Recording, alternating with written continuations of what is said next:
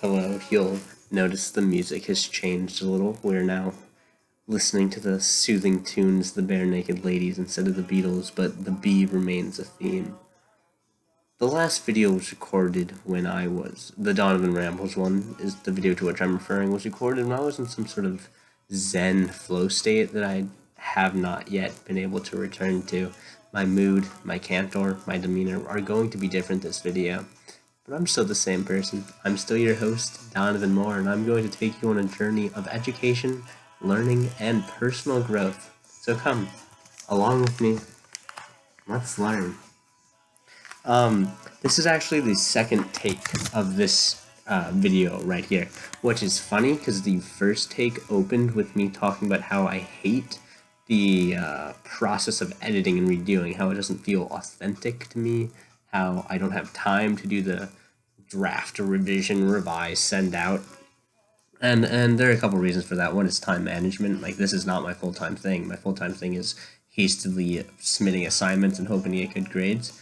And you might also just say I'm lazy, I'm not dedicated enough to this or to my grades as I hastily send those in. To which I raised to you the point that I am a straight A student, except for 1B. So not like a straight A student, but close enough, you know. I experimented with B's a little bit in college.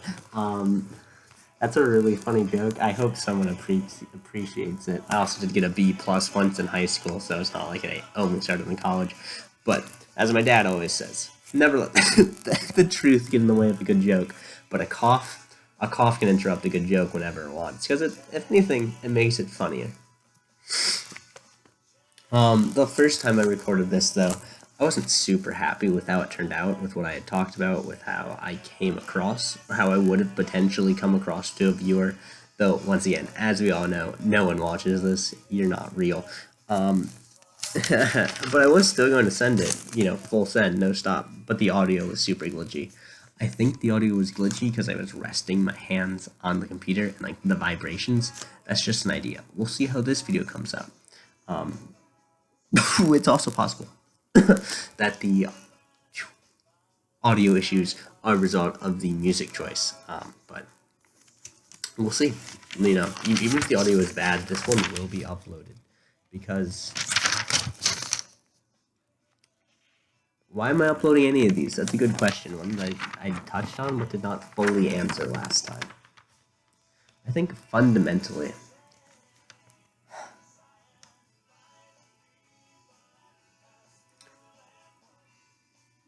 I'm trying to make myself happy. This is the same thing we talked about last time. And, I call up my mom. I sometimes call up my friends, and I rant to them for a while up in my life. And sometimes that makes me feel better. Sometimes just being silent outside of my own makes me feel better. Just thinking, just kicking around soccer ball. Drinking doesn't usually make me feel better. I don't drink that often. It made me very happy last night, but not in the Zen flow state sort of happy, but in the sort of amused nihilism with how I live my life so often, where I just avoid emotional distress by laughing at the futility of all human emotion. I get really good at that while drunk, which I don't think is how I want to live my life. There's going to be a lot more silence this time. I'm using less fillers, right? And I'm not in as productive as a mindset as I was yesterday. I've gotten less sleep. I'm a little bit tired. And sometimes that your emotional state is being drawn down by physical factors such as lack of sleep or like an injury or something, or a cough disrupting you. And you would think that knowing this, being aware of this, might help you realize that those thoughts aren't necessarily perfectly true, or are not worth thinking, even if they are true, and that they are the result of a problem that you can take a deep breath and solve. You can take a nap, you can eat better food, you can stop doing whatever is distressing you, but that's not how it works. It creates a thought spiral, and emotions have a way of feeling permanent.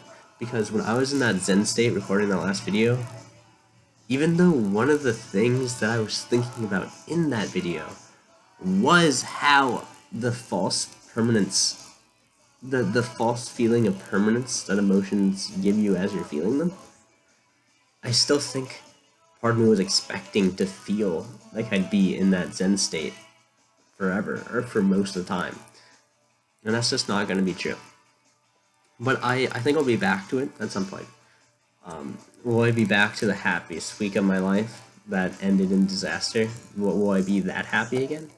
I don't know. I don't really think it was even the happiest week of my life, the week I'm referring to, but it was just the happiest I'd been over the course of multiple days in a while. We'll see. But if I have to choose between being in a Zen state, I don't know why there's so many other words I could use. I think it's kind of telling that I keep going back to this word Zen, but I'm not sure.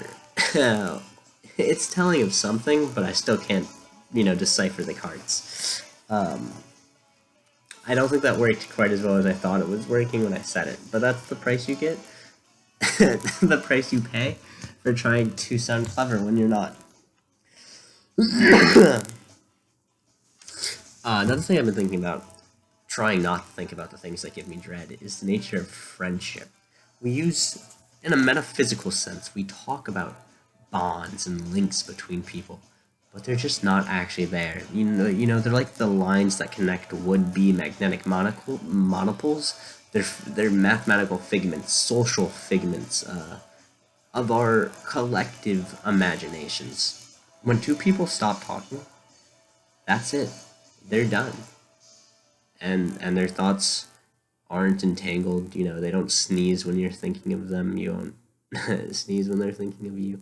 That's just not how it actually works.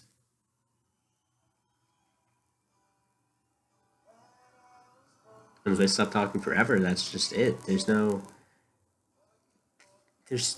nothing there to fade away. And I don't have any useful commentary off this. Obviously people know there aren't these literal bonds between them.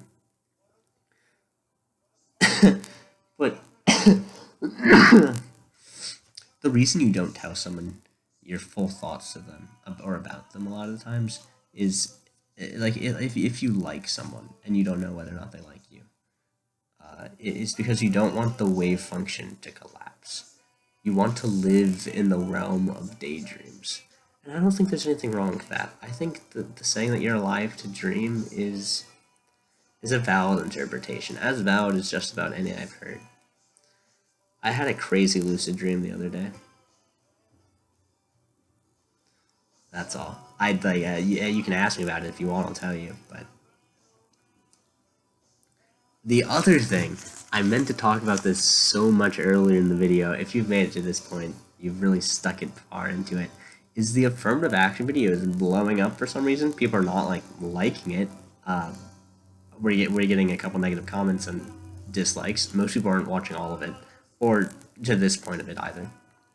Well, let's do a deeper dive into affirmative action for a little bit. So it's like an objective fact that schools used to not allow admission, and then the education, you can talk about redlining, you can talk about the active segregation that continued for a while after Jim Crow, and in some cases you can still do reports of where realtors direct their clients based on race, and you see that discrimination is still a factor. So if you look at redlining, you can do blind studies of credit approval checks and how even controlling for other factors, there you see discrimination present there.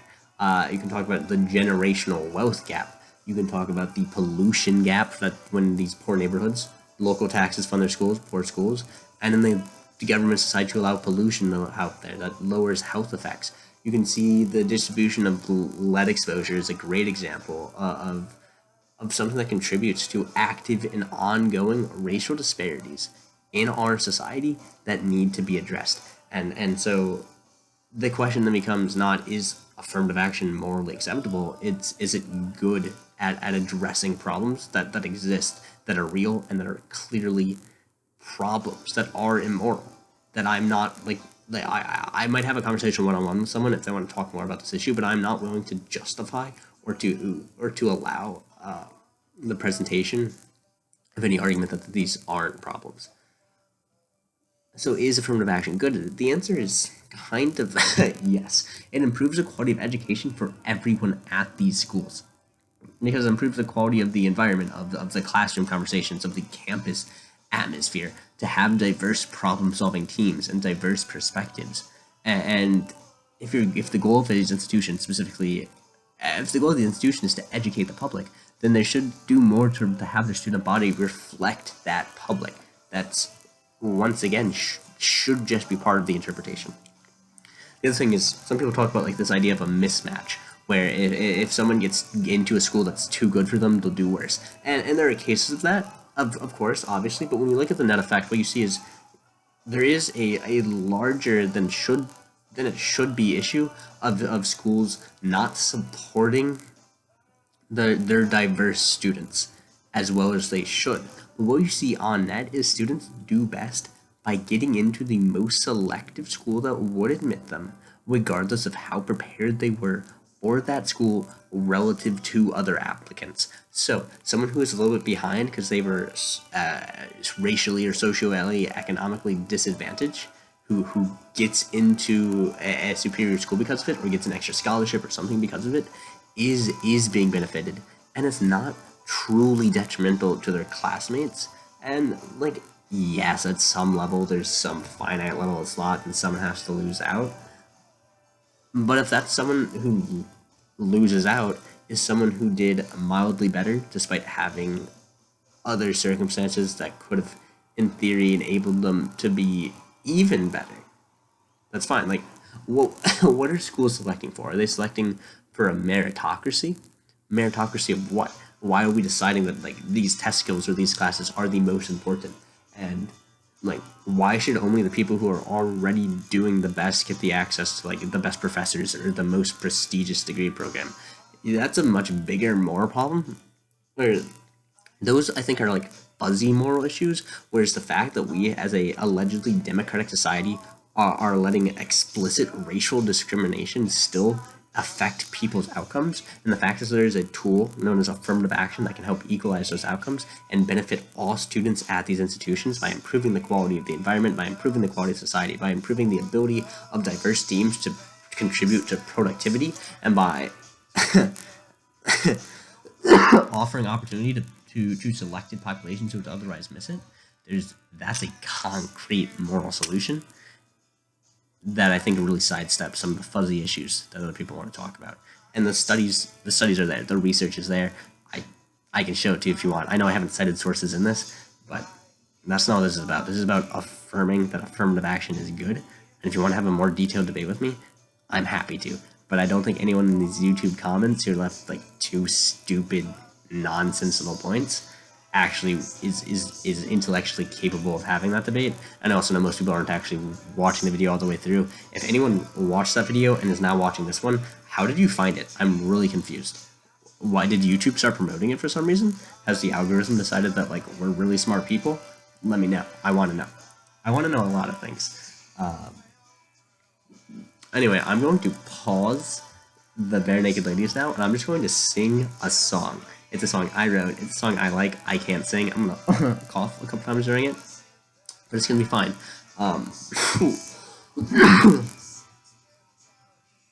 Okay, I lied. I'm gonna keep that music on while I sing my song because it's not raining anymore, but I still have roommates. Walking out the apartment. Wait, striding across the pavement. Looking like I just got paid. Looking like I just got payment. Black raincoat, old soccer jersey, gray sweatpants, pockets full of money. And to top it all off, yeah, to top it all off, I'll be rocking my socks with my Birkenstocks. No, can't stop me now. I ain't slowing down. No slipping, no sliding. No failing, no falling. I'll just be gliding. Gliding in my socks and my Birkenstocks. Hair's on brush, let me run my hair through it. You say it's tangled, I say screw it. I like the way I look. I know that I don't care that you don't. But and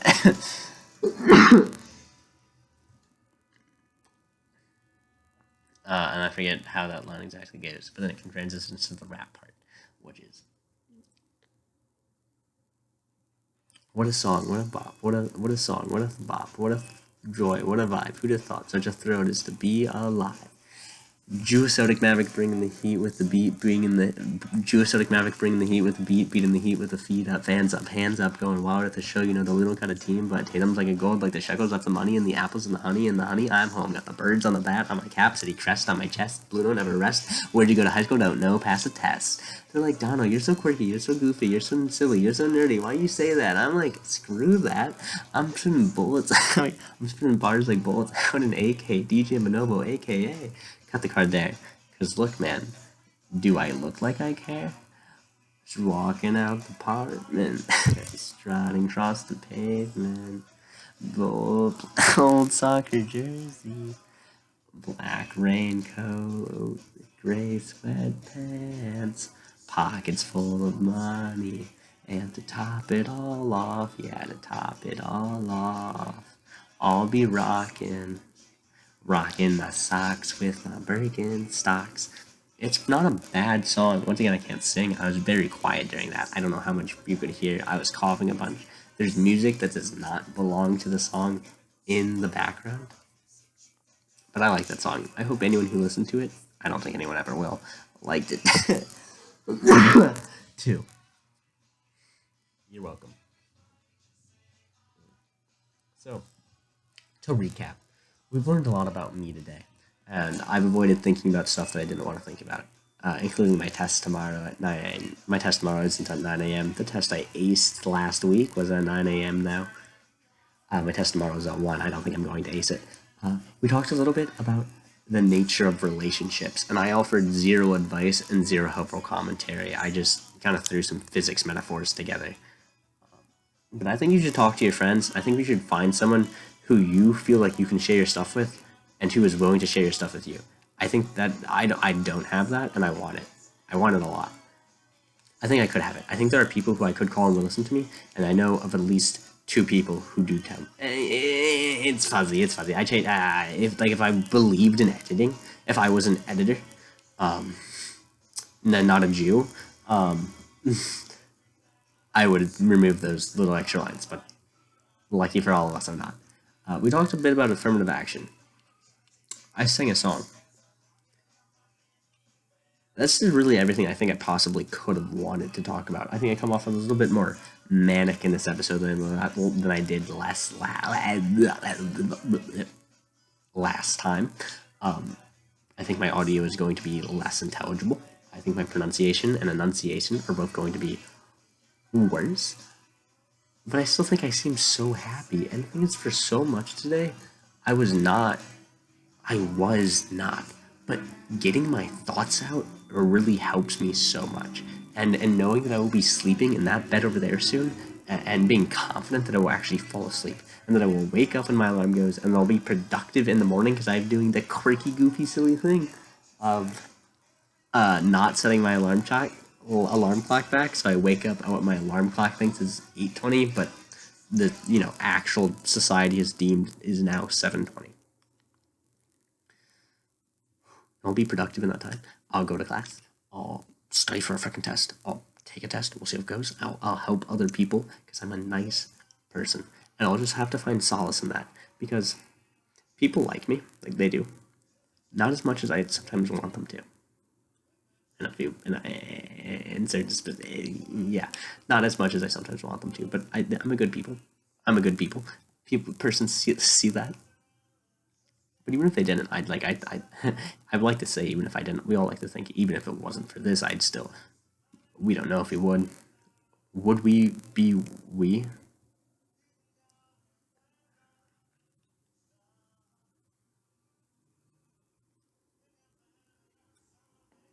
It's a damn good song. damn good song. Have a good night, everybody.